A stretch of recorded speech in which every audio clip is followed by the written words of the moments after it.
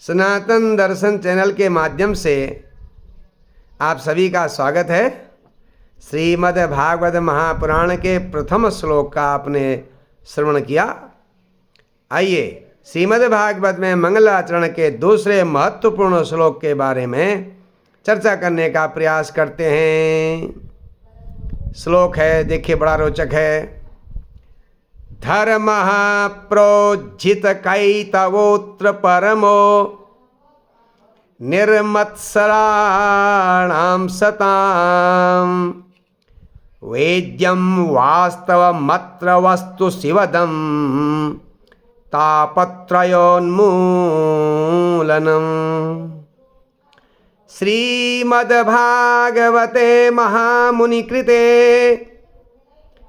किं वा परैरीश्वरः सद्यो हृद्यवरुध्यते कृतिभिः शुश्रूषुभिस्तत्क्षणात्। बड़ा रोचक है।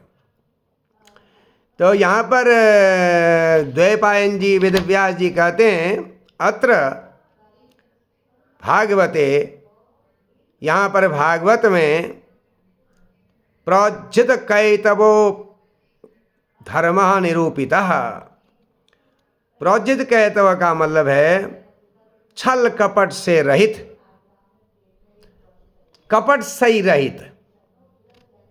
प्रोज्झित उज्जित कैतव प्रकर्षेण प्रोज्झितः कैतव।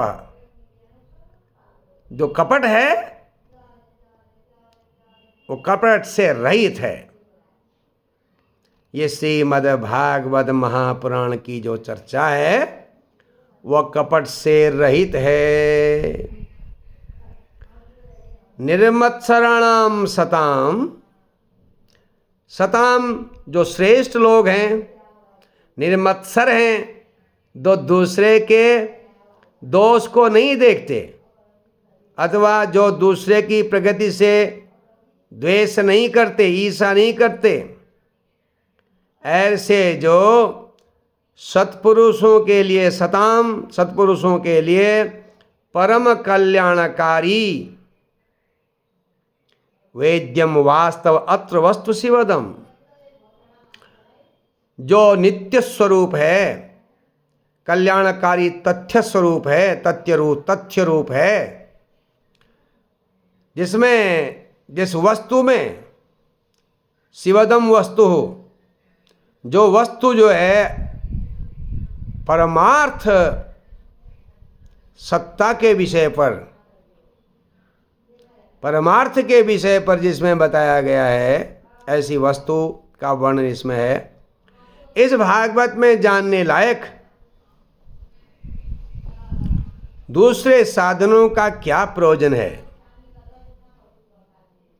श्रीमद् भागवते महामुनि कृते, महामुनि वेदव्यास जी के द्वारा बनाए हुए किम वही परैरीश्वर, इस भागवत से दूसरे किसी साधन से क्या परमात्मा हृदय में निरुद्ध हो सकते हैं? ऐसा नहीं होता। अतः श्रीमद् भागवत के सुनने से ही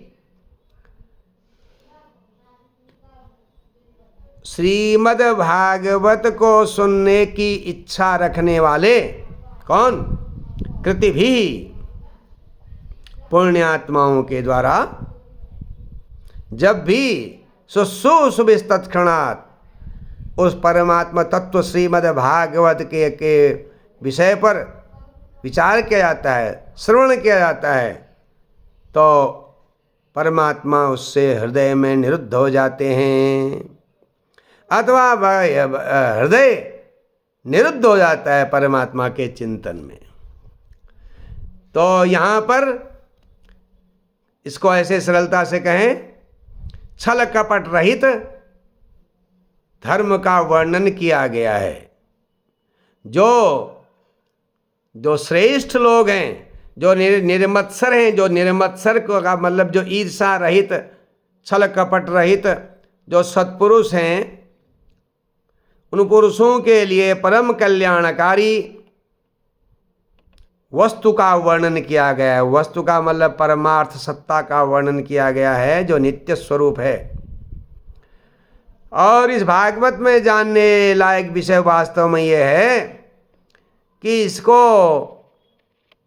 श्रेष्ठ जनों के द्वारा जब भी कृति भी पुण्यात्माओं के द्वारा भाग्यवानों के द्वारा जब भी श्रवण किया जाता है,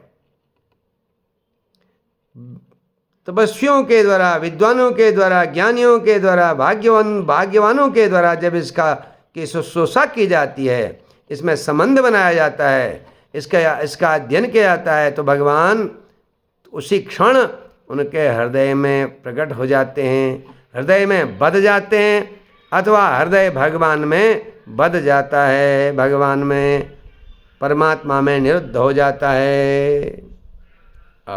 इस प्रकार से इसमें संबंध या अनुबंध चतुष्टय बताया गया है। अनुबंध चतुष्टय में अधिकारी, विषय, प्रयोजन और संबंध, इन 4 चीज़ों का विचार होता है। इसमें अधिकारी कौन है भागवत सुनने के लिए, तो वहाँ पर बता रहे हैं निर्मत्सराणाम सताम, जो सत्पुरुष हैं और जिनके अंदर कोई मत्सर नहीं है, वही इसके सुनने के अधिकारी हैं। तो इसका विषय क्या है? परैहि किम वा परैहि, जो अनेकों अन्य शास्त्र हैं, अन्य ग्रंथ हैं, उनकी यहाँ पर आवश्यकता ही क्या है? क्योंकि उन सारे ग्रंथों का जो विषय है वो भागवत में बता दिया गया है, इसलिए इसमें विषय भी हो गया। अब इसका जो है संबंध क्या है? कृतिभिः शुश्रूषुभिः, जो पुण्यात्मा हैं, भाग्यवान हैं, उनके भगवान की शुश्रूषा करके उन्हें प्राप्त करते। और क्या होता है फिर? प्रयोजन क्या है? हृदय अवरुध्यते, भगवान हृदय में अवरुद्ध हो जाते हैं, तो ये इसका प्रयोजन है। इस प्रकार के अनुबंध चतुष्टय के साथ शार्दूल विक्रीड छंद में ये दूसरा श्लोक भी वेदव्यास जी ने वर्णित किया है, और पहला भी शार्दूल विक्रीडित छंद ही है। अब आइए तीसरा जो कल्याणकारी मंगलमय श्लोक है मंगलाचरण का, निगम कल्प तरो गलितम फलम सुख मुखादमृत द्रव संयुतम पिबत भागवतम रसमालयम मुहुरहो रसिका भुवि भावुका।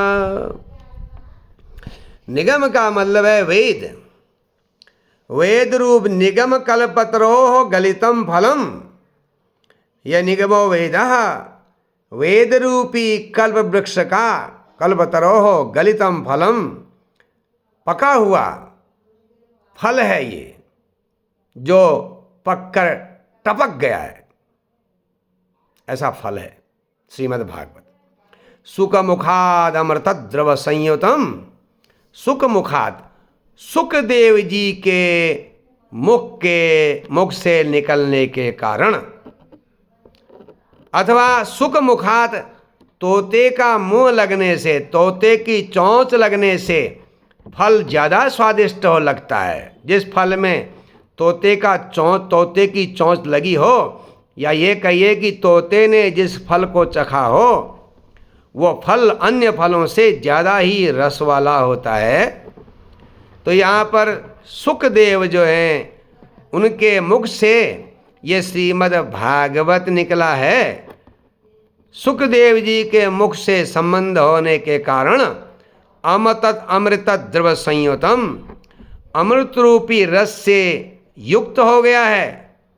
यह सुधा अमृत वाला हो गया है, सुधा रस हो गया है। पिबत भागवतम रसमालयम, ये जो हे रसिका भावुका, हे रसज्ञ लोगो, हे भक्तजनों, ये जो अमृतमय, अमृत के द्रव से भरा हुआ है, पूरा अमृतमय है, जिसमें गुठले और छिकल भी पूरा रसमय है। हे रसिक लोगो, हे भक्त लोगो, जब तक पृथ्वी में जन्म होता है, रसम आलयम लय पर्यंत, इस रस को आप पीते रहो। अनेक बार बार जन्म लेते हुए भी प्रलय पर्यंत, आलयम प्रलय पर्यंत, इस भागवत के रस को पीते रहो। इस प्रकार से वेद व्यास जी ने इस तीसरे श्लोक के माध्यम से श्रीमद् भागवत कथा को रस का बहुत बड़ा स्रोत बताया है। अमृत रस का, सुधा रस का स्रोत है। हर हर महादेव।